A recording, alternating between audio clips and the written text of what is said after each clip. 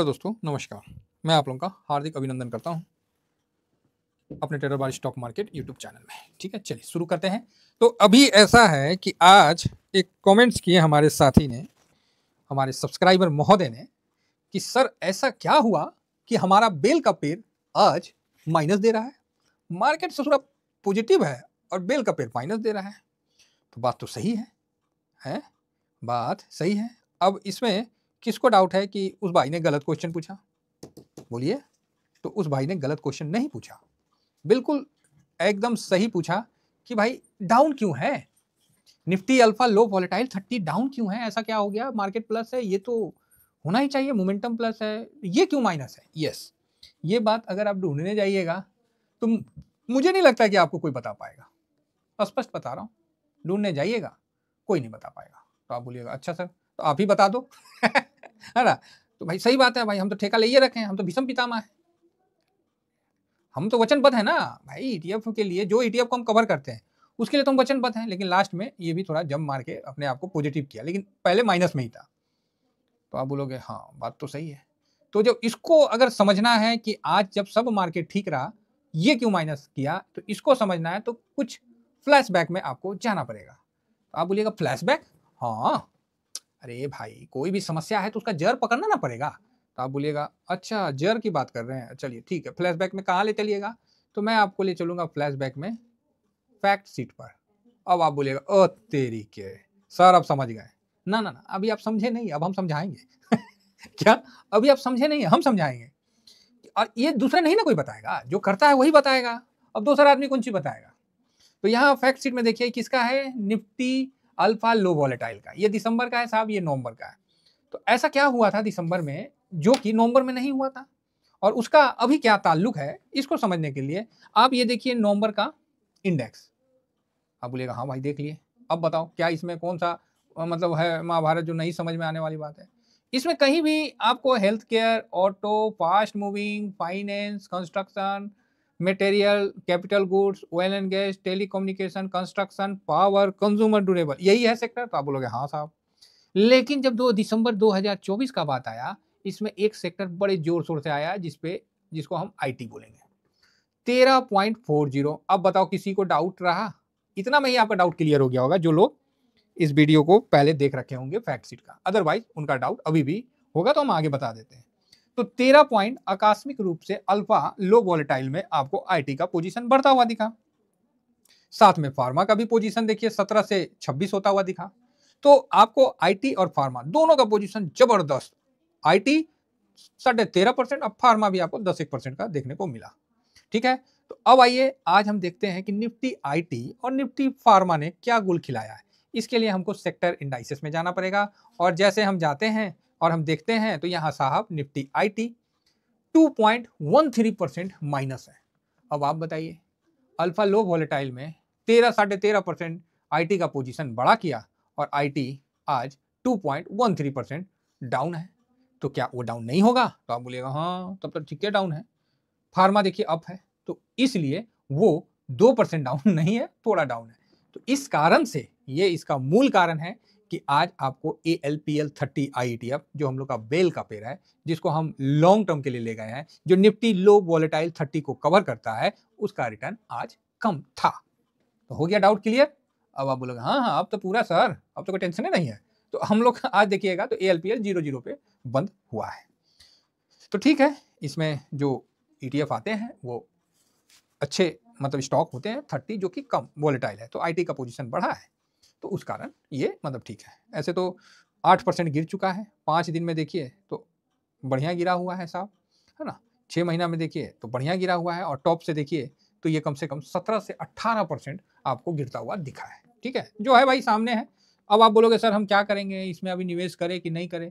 भाई इस जगह ना हर किसी को निवेश करना था, हर किसी को ना लॉन्ग टर्म का स्टोरी अच्छा लग रहा था कि नहीं लॉन्ग टर्म में करने में, लेकिन जैसे ये गिरा सबका ये स्टोरी बंद हो गया। अब तो उनको सबको परेशानी होने लगा। तो प्लीज कृपया करके अपने आप को संभालें और ये मार्केट के ब्रीथ को समझकर आगे बढ़ें। चलिए, अब आया दूसरा क्वेश्चन, एक भाई ने पूछा, तो उनको मैं सलाह देना तो नहीं समझूंगा, बड़ा भाई छोटा भाई जो समझ के वही, तो उस हिसाब से हम बात कर लेंगे। लेकिन फिलहाल ALPL 30 IETF का ना जब निकाले हैं तो थोड़ा सा डाटा मतलब एक लेवल भी मोटा मोटी देख ले कि क्या हिसाब किताब है। तो यहाँ अब आप देखिएगा आज का, तो आप देख सकते हैं कि जो हाँ ALPL लो वॉलेटाइल इंडेक्स जो है वो यहाँ पर ही 0.08 है, और ये ALPL 30 IETF भाई साहब ये भी जंप मार के आ लिया है। ठीक है, कोई दिक्कत नहीं है ना, ये सब चलते रहता है, ये मार्केट है, मार्केट में ये सब होना एक नॉर्मल सी बात है। 6 महीना में देखिए तो आपको ALPL 30 IETF 10% अभी यहाँ दिख रहा है, बाकी निफ्टी ALPL 30 जो भी है इंडेक्स वो 10.76 है। तो ठीक है, तो अब आपका अगला क्वेश्चन आएगा कि सर इसका ये बताइए कि इसका कहाँ मतलब देखा जाए जिससे मतलब इसका क्या लेवल निकल के आता है। तो लेवल के लिए साहब आपको 1 मिनट थोड़ा सा शांति के साथ रहना पड़ेगा, तो हम लेवल भी आपको बतला देते हैं कि कैसा क्या है।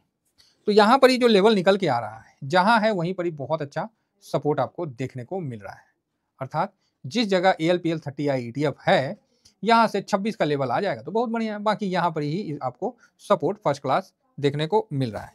तो ये जो चार्ट मैं आपको दिखला रहा हूँ, चाहे दोनों कंपेयर कर रहा हूँ, ये फायर के उस पर कर रहा हूँ, तो चार्ट के मामला में फायर अभी सबसे अच्छा आपको देखने को मिलेगा। तो जिनका अकाउंट नहीं है वो हमारे लिंक से ओपन कर सकते हैं और आगे बढ़ सकते हैं, क्योंकि किसी भाई ने बोला कि सर मेरा अकाउंट नहीं ओपन हुआ। तो देखिए क्या होता है कि थोड़ा भीड़ तो हर जगह आज के टाइम में होता ही होता है ना। तो मैं कोशिश कर रहा हूँ और यथासंभव मैं जितना हो रहा है कि उतना प्रॉब्लम जो सॉल्व करने में मैं कोशिश कर रहा हूँ। ठीक है, तो बाकी जो अगर नीचे आता है, अगर ये 26 के लेवल में आता है तो बहुत अच्छा है, अदरवाइज यहाँ से भी घूम जाता है तो खराब नहीं है।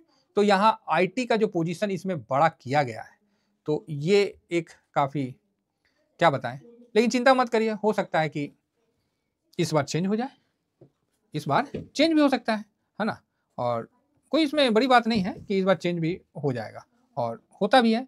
तो फिलहाल अगर हम देखा जाए कि IT का पोजीशन बढ़ाने से इसको फायदा हुआ कि नुकसान हुआ, तो इस पर हम जब चर्चा करेंगे तो हम इसको देख लेते हैं ये यहाँ से। तो IT का पोजीशन इसको बढ़ाने से क्या फायदा हुआ है वो आपको यहाँ से दिखा। आज का अगर ट्रेडिंग हम छोड़ दें, उसके अलावा हम बात करें तो IT का पोजीशन आज का मान लीजिए 3 घंटा का हम छोड़ देते हैं तो ये तो मोटा मोटी इस महीना ये भी 6-6.5% डाउन हुआ है। ठीक है, तो अब IT का पोजीशन इसने बढ़ाया था, तो अब आप देख रहे हैं जब IT 3% जम किया था तो यही था, जो सारे ETF माइनस थे तो ये यहाँ पर ही प्लस में था।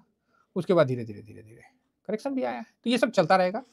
किसी भाई ने पूछा था मुझसे तो मैं सोचा कि उस पर एक बार डिस्कशन कर लूँ। देखिए ये मेरा आपको सलाह नहीं है, ये मेरा अपना तजुर्बा है कि मैं आपके साथ इस चीज़ को शेयर करूँ। ऐसा है कि आपने जो उनका क्वेश्चन था कि सर अगर हम स्टॉक में गलती से चाहे जानबूझ के जिस मतलब है सर अगर हम इसमें हैं तो क्या करें। मैंने पहले भी डिस्कस किया था कि मैं स्टॉक के बारे में नहीं बताऊंगा, मैंने ये बात आप लोगों को बताया था।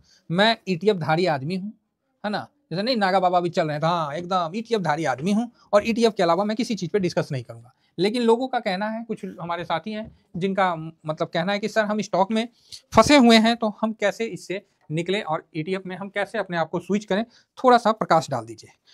क्योंकि भाई साहब जो स्टॉक टूटा है ना, उसके बाद अगर रिटेलर रुका है तो ये पूरा उसके पेशेंस पे जाता है। तो देखिए अगर आपका स्टॉक कोई भी भाव में, मान लीजिए आपने स्टॉक लगाया, देखिए यहाँ भी आप परसेंटेज से काम करिएगा। 100 रुपया लगाया, अब 40% टूट गया तो बचा कौन सी 60 रुपया ना, तो अब आप 60 रुपये पे ना जो करना करिएगा, 40 रुपया तो ले गया हो। तो इसीलिए मैं यहाँ रुपया से ना बता के परसेंटेज से बताता हूँ कि मान लीजिए आपके पास कुछ भी है, ठीक है, जो भी आपका अभी वर्तमान में मूल्य है स्टॉक का, उसकी मैं बात कर रहा हूँ कि उस पर आप, ये मेरा पर्सनल व्यू है, ये मैं गलत भी हो सकता है, जो है वो मैं आपको बता दे रहा हूँ। मैं पहले भी बताया था कि आपका कोई स्टॉक में है पोजीशन वर्तमान में, मान लीजिए 100 रुपया है बचा हुआ, तो इसमें से आप ना 10% पैसा विड्रॉल कर लीजिए। ठीक है, 10% पैसा को निकाल लीजिए। ठीक है, तो आप बोलिएगा 10% सर ये तो बहुत, 40% टूट गया है, 50% टूट गया, हो सकता है किसी का और ज़्यादा टूट गया हो, किसी का 20% ही टूटा हो। तो साहब देखिए हर चीज़ में समय देना पड़ता है। आप सोचिएगा कि रातों रात कुछ हो जाए तो वो नहीं होगा, क्योंकि अगर मैं बोलूं कि आप बेच दीजिए, अगला दिन वही स्टॉक 20% ऊपर भाग जाएगा ना, तो आप मेरे को कोई गत से छोड़िएगा नहीं। ठीक है, इसलिए मैं जो बता रहा हूँ बिल्कुल एज ए प्रैक्टिकल बता रहा हूँ। कर पाए तो ठीक है, नहीं कर पाए तो राधे राधे। आप यहाँ पर ही अपना 10% जो बचा हुआ स्टॉक है, चाहे अमाउंट है, उसको निकाल लिए और उसको उसी फील्ड के इंडेक्स में डाल दो, उसी सेक्टर के उसमें आप इन्वेस्ट कर दो। ठीक है, बात खत्म। यहां से निकाले, इधर डाल दिए, क्लियर है? तो आप बोलोगे ओके। फिर इसमें कम से कम आप 15 दिन का समय दो साहब, ठीक है, 15 डेज का टाइम लो, और फिर भी ये नहीं बढ़ रहा ना, तो फिर वहां से आप 10% निकालो। तो आप बोलोगे सर ऐसे 10-10% निकालेंगे तो बहुत टाइम लग जाएगा। तो जब आप इन्वेस्ट किए थे उस समय भी आपका व्यू कोई नॉर्मल व्यू तो नहीं था, कुछ अच्छा देख के ही तो किए थे। तो उस समय का निवेश आप बिल्कुल गलत थे, ये कैसे प्रमाणित होता है? बात समझ रहे हैं? तो इसीलिए मैं आपको उस समय भी गलत नहीं कह रहा हूँ, मैं आपको वर्तमान में भी गलत नहीं कह रहा हूँ, मैं आपके आने वाले समय में भी आप गलत ना हो, इसके लिए मैं ये स्ट्रेटजी बता रहा हूँ कि 15 दिन का समय दीजिए, 10% विड्रॉल करिए और उसी सेक्टर में डाल दीजिए। मेटल का है, मान लीजिए टाटा स्टील है, सपोज करिए, जस्ट लाइक एग्जाम्पल की तरह आप इसको समझिए, या फिर टाटा मोटर्स है, मतलब ऑटो सेक्टर का है, तो हम उसका निकालें और उसी सेक्टर के ETF में लगा दिए, 10-10% करके कम करिए, कम से कम 10 टाइम्स आपको लगेगा, और समय भी 15 दिन का है, तो कुल मिला के आपको 150 दिन का समय लग जाएगा, और ये कम से कम 6 महीना लग जाता है। तो जो ETF जो स्टॉक आपको 6 महीना में भी नहीं ऊपर आ पाया, तो उसको रख के कोई फायदा ऐसे भी नहीं होगा। अदरवाइज उसके सेक्टर में तो आपका निवेश है। सबसे बड़ी बात है कि स्ट्रेस कम होगा। आज के टाइम में इतना स्ट्रेस हो जाता है ना, इतना स्ट्रेस हो जाता है, मत बोलिए। खासकर आप लोगों के कमेंट्स से हमें भी स्ट्रेस हो जाता है कभी-कभार। इसलिए हमको फिर एग्रेशन के साथ आना पड़ता है कि "ए, काहे हड़बड़ा रहे हैं? सब ठीक है, हड़बड़ाइए मत।" कहाँ से वो, मतलब क्या आप लोग कमेंट्स किए थे तो उसपे भी मैंने इतना अच्छा वीडियो बना दिया। क्या रुपया कमज़ोर हो रहा है तो बताया ना कि 10 साल में कौन-सा, मतलब सब ठीक है, ऐसा कुछ नहीं है कि बहुत ज़्यादा ऐसा हो रहा है। तो इसीलिए बिल्कुल चिंता मत करिए, सब ठीक है, आराम से रहिए। आपको स्ट्रेटजी बता दिए, पसंद आया तो करिए, नहीं आया तो छोड़ दीजिए। चलिए, आशा करता हूँ कि आप लोगों को व्यू समझ में आ गया होगा, और मैं उम्मीद करता हूँ, मैं तो यही प्रार्थना करता हूँ कि सबका भाव मिले और सब प्रॉफिट बुक करके आगे बढ़ें। बाकी आज मार्केट में ALPL 30i क्यों गिरा, उसका कारण आपको बता दिया गया। Thank you very much. जय हिंद, जय भारत।